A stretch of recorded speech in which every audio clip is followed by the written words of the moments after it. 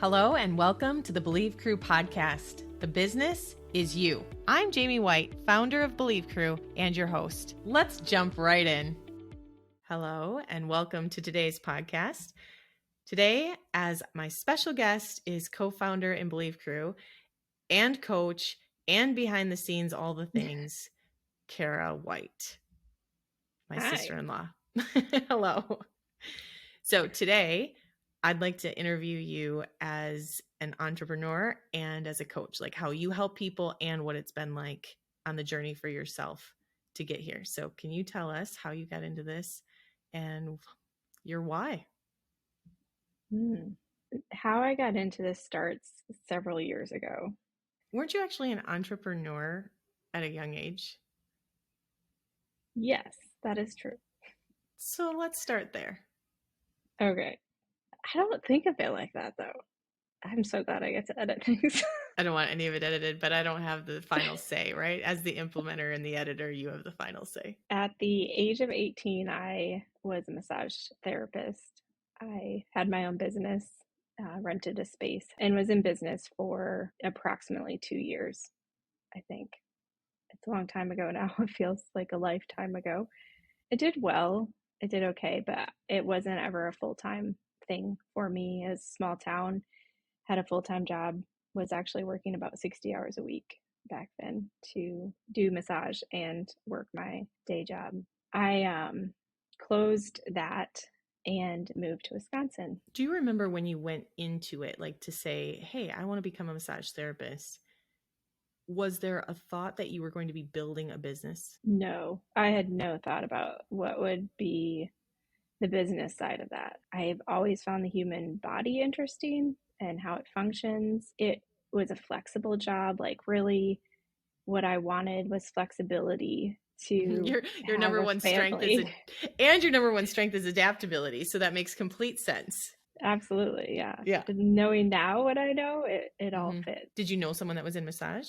Like, where did you get the idea from? I remember it was like 8th grade, 7th or 8th grade, and my mom must have started going to get massage.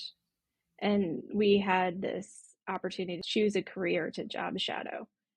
And so I job shadowed a massage therapist that my mom was going to and just went in while she was getting a massage and watched what it was like. And so I had never gotten one at that point. I might have a little bit later. I was pretty young when I got my first massage, and I really think what drew me to it most of all was the flexibility of it, knowing that I could make my own hours. I've never really considered that. I've always been an entrepreneur at heart. Isn't that like the heart of every entrepreneur is I get to be my own boss? Right. I know. I think that's what makes both of us unique because I started a business at 18, but it wasn't my idea. So I didn't think of myself as an entrepreneur. I was just fulfilling the vision of the other people before me. And I'd been given some seed funding and not so good vision and said, go for it. But anyway, Yeah. so if we go back to you're 18, you're an entrepreneur starting this business, but you really didn't go into it thinking that it was to be a business owner. You went into it thinking probably from some beliefs that you had. I'm going to make some assumptions right now that you wanted to be a stay-at-home mom or that this was the trajectory for women. You saw your mom and you knew, okay, how do I help bring an income or have a job that would allow me the flexibility to do both or whatever some of those thoughts might have been? What comes up for you there? Am I making some semi-correct assumptions? Oh, I think you nailed it. Yeah, I think all of that was true. I can't think of anything you just said that was untrue. So yeah, all of that plays into it. I always wanted a family, and like you're supposed to have a job too. I think we grew up in this really weird time where you're supposed to do both. And like it was really starting to take off where women were supposed to have a job or consider having a job. Like that was also successful, but really you're supposed to still have a family too. Right. Be able to do both. Yeah. Yeah. And even my mom eventually, like she stayed at home with us until I was about 13, I think. And then she started working outside the home. I mean, we were in school and In a she flexible was job with cleaning dishes. cleaning. Yeah. Yeah. But those Yeah. were the jobs that women, I mean, the women that we Right. knew, and it doesn't mean that it wasn't happening in other places differently or but in rural Midwest places, those were the traditional options. And so for you to consider going to massage, I mean, it kind of makes sense. It was like, well, I don't really want to do cleaning. So I No. guess so you're an entrepreneur, didn't really know you were an entrepreneur. And at some point probably realized I'm not sure that if I am going to build a business that I want to build it in this rural town in Iowa where I probably won't even have a full-time business. Is that? Yeah, there was a lot of things that happened in those 2 years. The biggest of which was mom died. My busiest week, like jam-packed full, the most probably massages that I could ever book was the week mom died. Oh And so man. I had to actually cancel them all. Mm. So I think the combination of massage being something that mom really loved, like she would ask me all the time to work on her, just the evolution of life, like I couldn't do it anymore. So that December, I chose to no longer do massage there in that business. Like I closed my business with the thought that I wouldn't stay in that small town. But at the same time, I didn't actively seek to leave either. I just Mm-hmm. kept my full time job and my life there until Kevin reached out and asked me if I was interested in a job opportunity here in Wisconsin. Yeah. And I remember back at that time that you had to consider, do I want to keep my massage license active? Do I want to get a Wisconsin license? Because there is a license to it. I I mean, did, yeah. And I did keep my massage license until 2012, actually, wow. fully active. Even got my Wisconsin license, and I Mm. just could never do it again. Like I considered it. I even had a job for a time that would have allowed me to step back into it, and Right. now I understand why. Mm-hmm. You made a great employee during that time because you had a CEO mindset, right? Like, even Yeah. though it wasn't quite the same. I mean, anytime that we're able to consider things from the full perspective and see the vision of what the business is capable of, and you show up at work with a, good work ethic, like you understand business needs people to run. So it was great for the employers. But Yeah. then something shifted Um, again, and you weren't even working for employers, you were in ministry. yeah. So in 2013, God made it very clear to me after a couple years of trying to sort out like what is next in life for me, and just really desperately praying like, where do you want me? Where do I need to be? Is a family what's next? Is it ministry? And really, for my life, what is your plan? The fall of 2013, it was answered very clearly in a series of events. I sent the email to offer my life for the ministry in our church. And so I started in June of 2014. So I'm really glad to hear that you were desperately praying and really considering, what God wanted for your life, because during that same time, I was pregnant with my fourth. And after 3, I had been mentally maxed out. And then when we felt like God was asking us to have more, and my first reaction was anything but, like, do we need to move to a different country? What do we need to do? And I remember having the thought, well, Kara's still around. And so maybe she can help. And so I decided that we could figure this out. I mean, there were a couple other factors that went into it, right? But that was definitely one of them. And so then, literally weeks before Jamin is born, or maybe a week before Jamin is born, Yeah. I find out that you're not going to be around. And, at that time, we didn't know how much of an impact addiction was having in our marriage in terms of Kevin not being present. And so you and I had this relationship that, in some ways, you could say, I don't know if it didn't feel codependent. Maybe it is, but that's another discussion, another podcast. But I really felt like it was that best friend, but it was Mm-hmm. making it so that I didn't need to depend on my husband and ask for things because I had someone else that was there for me. And Jamin's name means the right hand, and you were my right hand. And so I was like, oh, okay, Lord, not only are you asking Kara to go into work, but you are asking me to go back to my husband and be like, guess what? I need your support. Anyway, in addition to this, I'm just really glad to know that you were seeking, because sometimes, I mean, it speaks to the stuff that we know now and we're aware of. that it's sometimes things aren't about us, right? Like there's so much more going on that we're not aware of. And here for you, he called you into the ministry, and that process of this type of ministry where you're quitting your job, selling your car, cleaning, Right. selling off everything. I mean, my son Aiden just went through this with going into the military, different M. And there's something about letting go of stuff. I think that there is that process that no matter what change that we're going through or transition, I heard today from someone, she said that often, I don't remember the wording, but let's just say something like often healing or growth is actually in releasing and letting go, and instead of what we think. So I feel like we were in a place where we didn't know these things, but we went through them. Yeah. It's amazing how much we went through, Mm-hmm. totally Right. unaware of how things work. And now we can look back and say it Mm-hmm. all makes sense and Right. be thankful Right. for it at Right. the same time. Yeah. The experiences that if we use logic, they don't make sense. But Right. looking back from a different perspective, then things start to, and how would we have known? How would we have grown? So, okay, you're in the ministry and this is a whole new experience, not Yeah. necessarily entrepreneurial, because it's not about how much can you innovate or having a CEO mindset. It's definitely coming from a different perspective. And then that was no longer your place, Mm. and there was something new. Yeah.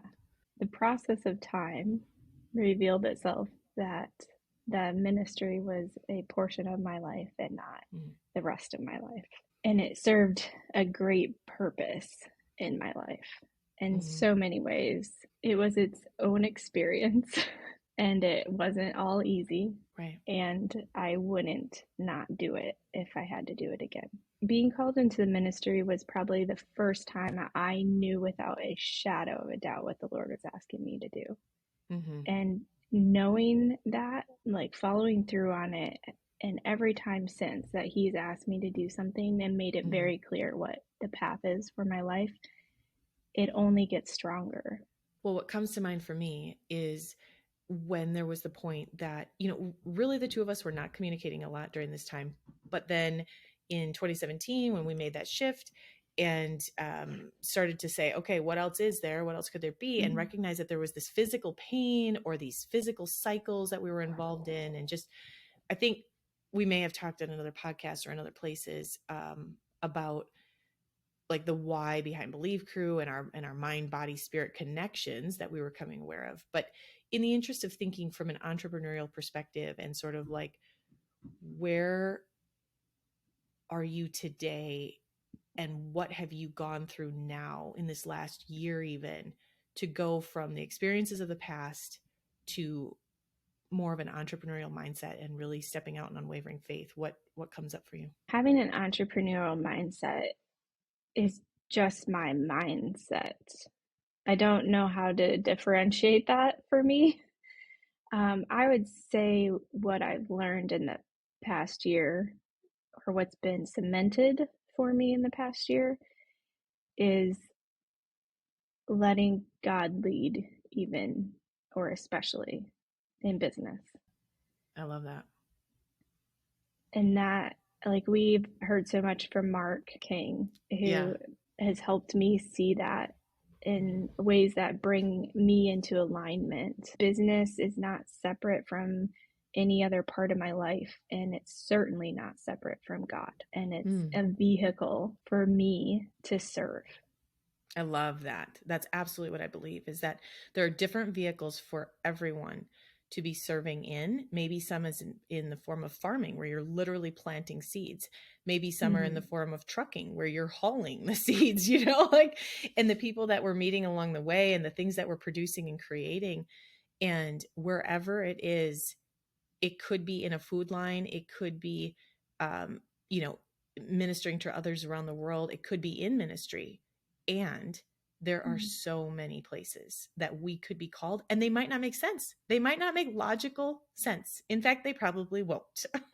I have discovered also in the last year and a little bit more that the things God calls us to or from quite often make zero sense to anybody else Right. and Right. often don't even make sense to us.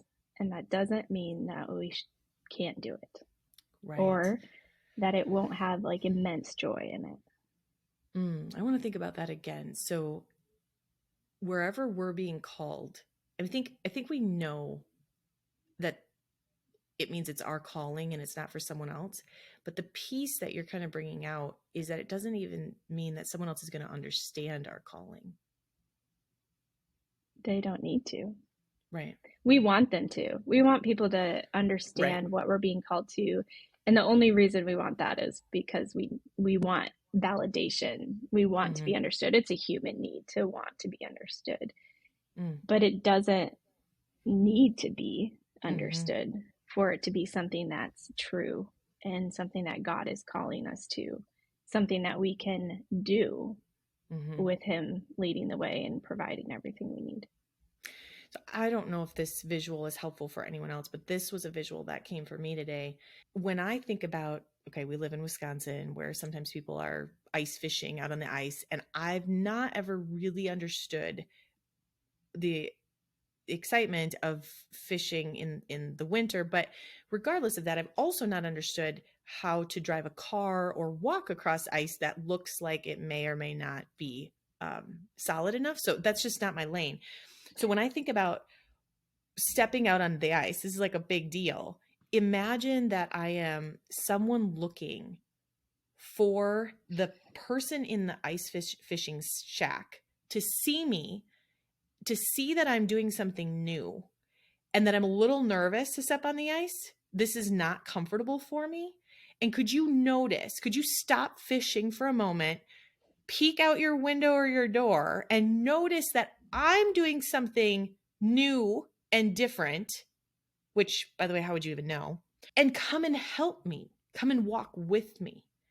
And I realize that that's what I've been expecting others to do on my journey is looking for that, in some ways, external validation, support, something that says, hey, the ice is fine, but more than that, right? Like, I saw you walk out there. I saw the tire tracks, but I actually need you to come and walk with me. But it's like, I want you to see that I need that help. I didn't call you ahead of time and set up a time and say, hey, this is actually making me nervous. And so all those pieces play into all of life. And when we're trying something new, stepping out in something that feels dangerous to us. Unfamiliar. Yeah. Wanting somebody else to see that and come alongside of us. And as an entrepreneur and just going where God is calling us, it doesn't always mean it's going to happen. I think that's the moment that we're supposed to talk to Him. Right. And like that's not unwavering faith if Right. we're looking Exactly. for someone. And that's not to say God will absolutely give us people to Mm-hmm. Mm-hmm. walk with and Right. moments and full experiences. He knows what we need. And if that's someone with skin on it, then it's someone with skin on it, Right. on them. Right. But Skin.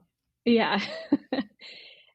Regardless though, Mm-hmm. expecting that or looking for that is probably doubt or lack of Right. faith when we are seeking that rather than just Him.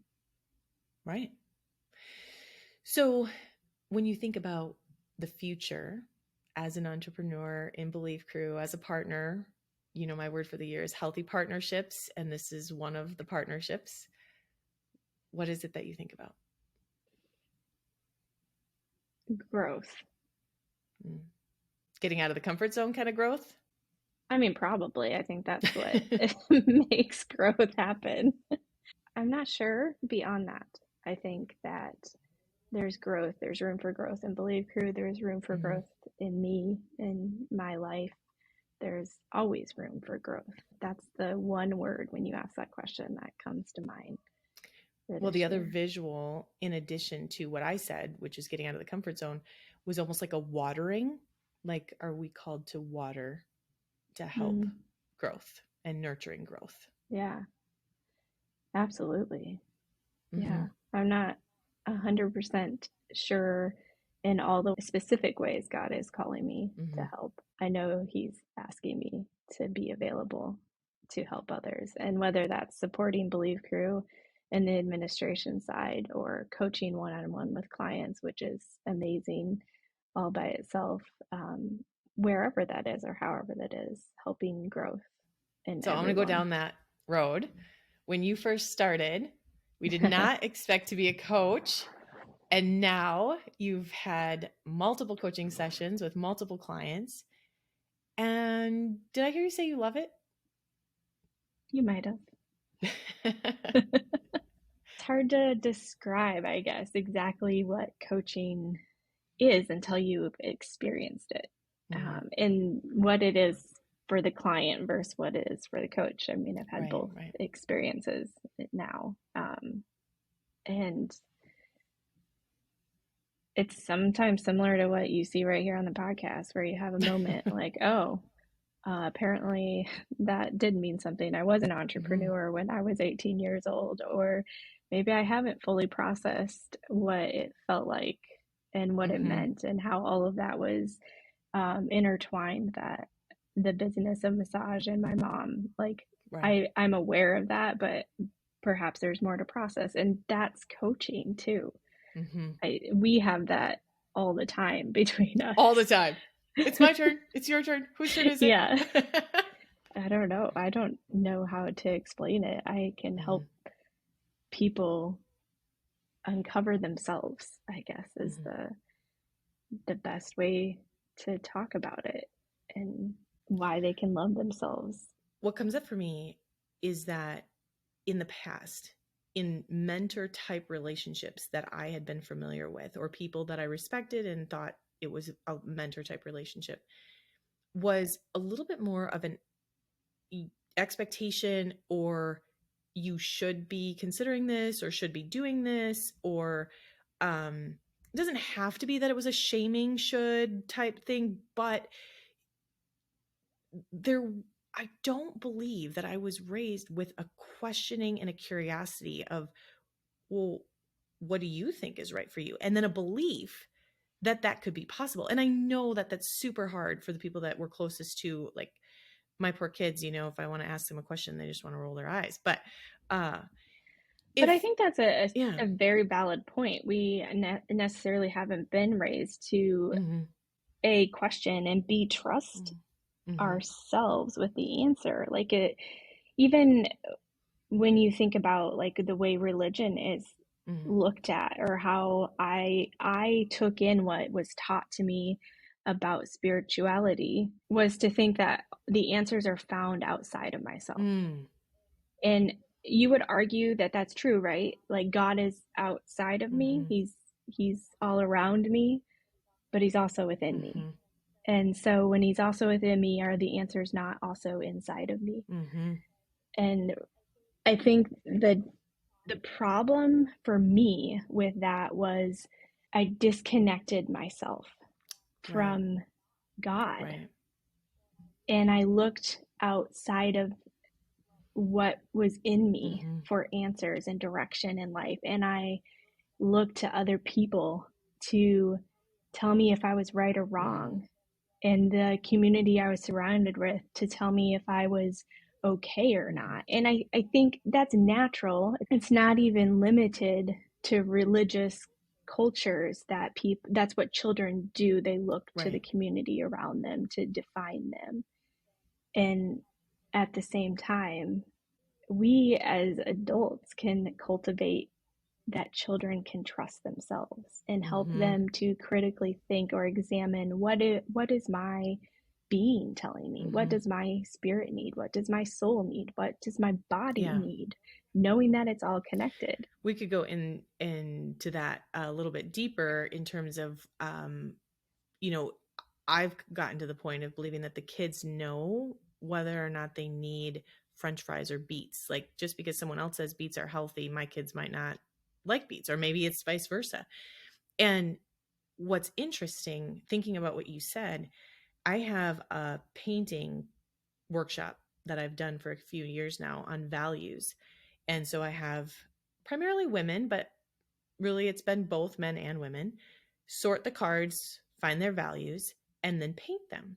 And originally, when I first started doing the painting, I asked people to paint an outline of themselves and then paint their core values. And that was so hard for people. I stopped asking. Doesn't mean I don't want to. And also, what I found is that oftentimes they painted the values outside of them. And so it makes complete sense what you're saying. Wow. Mm-hmm. And it got to the point where I was probably going to need to have an awkward conversation or the potential for an awkward, like, is this what I signed up for? So I just said, paint your values. And there's always something that can come up. But if we want to go to the next level of painting, what I'd love to continue to do is ask, can you paint them in you or in your body? And it was so interesting that sometimes they would paint some of them in, some of them out. And I believe that the ones that we end up painting outside of our body are the ones that we would like to have, but we don't feel are in us, or someone else believes we should have, something that we're looking for. There's a word that was recently on your podcast. Megan Conter said it when she was talking about going to work and then in corporate. And then I can't remember exactly how she put it, but she used the word bifurcate. And like, first of all, I had to go look it up. And second of all, I love the word because I feel like that is so much of what we do. And it's cultural. Right. We decide that all these sections of our life are exclusive to those things, and they're not. And I think that's why, like, the term I can give myself is a holistic coach, right? Because it all matters and it all affects itself. From a business perspective, I think Believe Crew takes a holistic approach to business and life and entrepreneur, like all of it, recognizing that whoever you are as a person, your roles and responsibilities, all planes, all levels, like you definitely specialize in looking at all of that. And I'm like, okay, is it in alignment? Are we in alignment? And in alignment with the vision, we need some strategy here. If we take that holistic perspective and then we add in some business, like we've been working with a lot of entrepreneurs, recognizing that this mindset shift that needs to happen, and the things that we run into are often things that hold us back from growing because it's something else we're called to move through. Are you called to do whatever it is that scares you? Well, then let's move through that. Let's figure out why, and then let's move through that. And so I feel like what makes us different, in addition to the holistic approach and the, focus on leadership, business, is also the intuitive perspective. You introduced us to being able to release emotions years ago. How often are you helping your clients from an intuitive perspective, and what are you doing for them? That's an interesting question. Okay, so my C brain wants to give you an accurate percentage, but we're going to let it go. In the disc, the C is very analytical and wants to be right. And the number 1 in the Enneagram also would prefer that things are right. So I think I'm finally in alignment. Yes, very nice. A very high percentage of the time. I feel like my intuition when it comes to coaching is 100% of the time. And that's part of listening beyond just words said. And then as far as whether or not it's more than, if there's another component to it, whether that's emotions that are present or past and just highly active because it's such a similar situation, and there's maybe something that is unprocessed from the past, to energies that are affecting us and misalignments in us or outside energies affecting us. All of creation is energy. So when I think about that, I also think about the downloads that I get, like when I'm working with a client, like things that just come to mind. And so I trust that now, like trust that was given to me from whatever energy is out there, whatever download God's giving me, like this is what's coming to mind. Yeah. The energy aspect of it, when you say that, depending on the person you're saying it to, they're like, what do you mean? Or like some people are very composed and they don't make a face, and and yet I am always very clear with my clients that God has led me to anything that I now use Mm-hmm. for energy. And there is no part of it that is not without his hand in it. What I know to use or help people with, the ways I know to help people, when I'm helping them, it is 100% through God. Mm-hmm. There's no other way for me to do it. Yeah. That I would ever be able to do it. That's his power. So we call it energy. It's God. Right. So what do your clients know and love about you that others may not know? I do not know the answer to that question. Is it time for Am I testimonials from your supposed to? clients? Well, it's the fullness of that question that others may not know Okay, about we'll go me. back to what do your clients love most about working with you? Okay. See, that's a different question. It is a different just question. by the way. I tried the other one. It didn't work. Without having really asked them, I think the answer would be that they feel heard and seen and helped. And that there's hope, and when it comes up again, Yes. they have someone. Yeah. Right. I've been one of your clients. I don't know why I didn't just turn that around to be like, what do you think? I don't know, Jamie, you tell me. Is I know that I trust that you can help me work through whatever it is that's coming up and get to the root of it. When working with some, they might help me get close, but if I don't get to the root of it, then it's still there. And being able to transition, that's the piece that's amazing. Is there anything else that you would love to express? Fun that you just said that there's hope, because I think that would be the thing that I would love for everyone to know is there's hope. No matter what experience of life you're in, no matter where you are, there's hope and there's help. It comes in different forms and it comes directed through God. So pray for help and then be open to whatever way it comes. I was thinking on my walk today about this question that you ask. I get to edit all your podcasts, so I kind of know what you're going to say at the end. And I just was reminded of a couple months ago, I guess now, when I was awake at 2 or 3 a.m. in the morning. I knew something big was coming up for me. And yet, like at 2 or 3 a.m. in the morning, you're pretty well not interested in working on it. Like, I'm not going to journal. I'm not going to start asking questions. I'm not really interested in releasing emotions. I would like to just sleep. Like, I've been trying for hours. I'd like to just sleep. Thank you. And so I did. I prayed that, like, thank you, God, for putting me to sleep or helping me sleep. And I went to sleep. And I found out the next day when I had a friend check in on me that she was awake. She was woken at 2 or 3 in the morning, and I was on her mind. I'm thankful to know that. And yeah, I know that there are times that we don't know that help came in that way. Right. And so God is the avenue. God is where we always want to go and be willing for whatever the outcome is, whatever form hope shows itself in. There's always hope and there's always help.